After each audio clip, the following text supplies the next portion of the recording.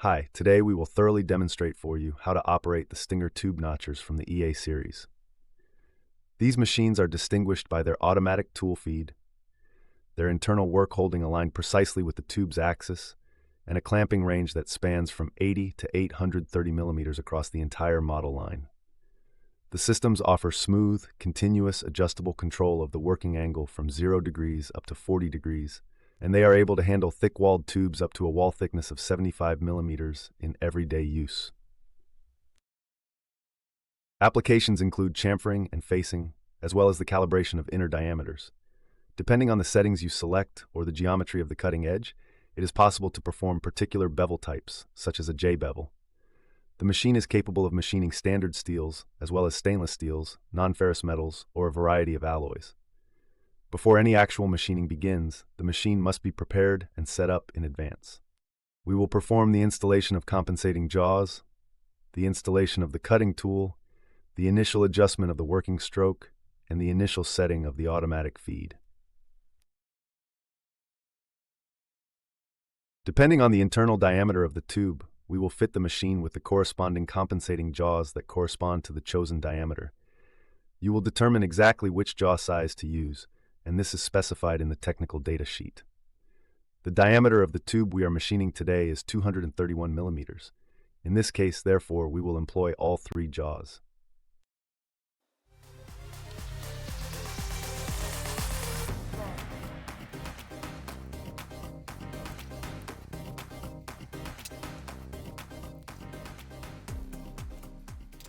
We will set the vertical offset to a position that will allow us to fully utilize its entire movement range.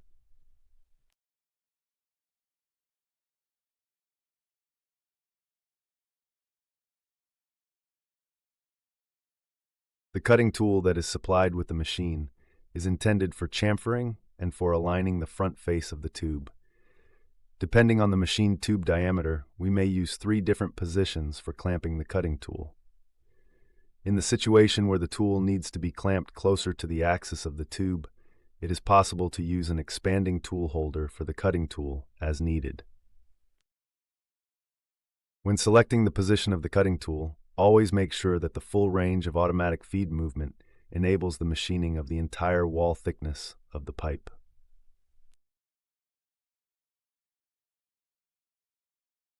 We use this screw to meticulously open the jaws, so that proper clamping and accurate centering are achieved here inside the tube.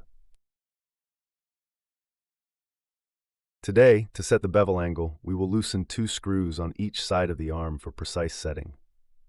The scale's range runs from 0, which is designated for the so-called facing position, up to 40 degrees indeed. Today we will set the bevel to 30 degrees on the scale, completing the adjustment as planned.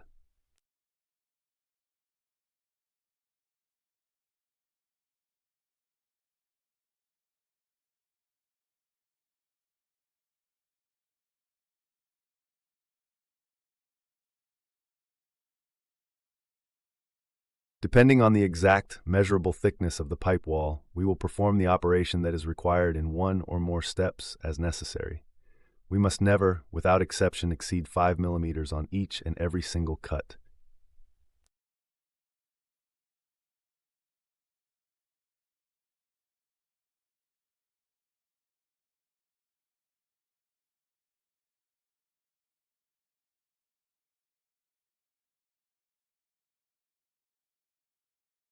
The cross-section of the cylindrical pipe does not need to be perfectly circular.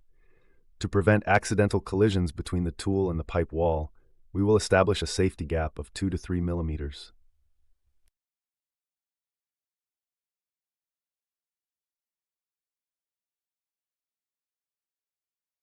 This is how we activate the crossfeed and securely fix its position for proper machine operation.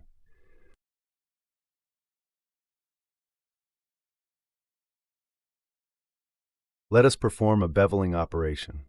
Please remember that during the application process, the tool must stay cool. We can use a standard cooling emulsion or alternatively our Moly Inox product.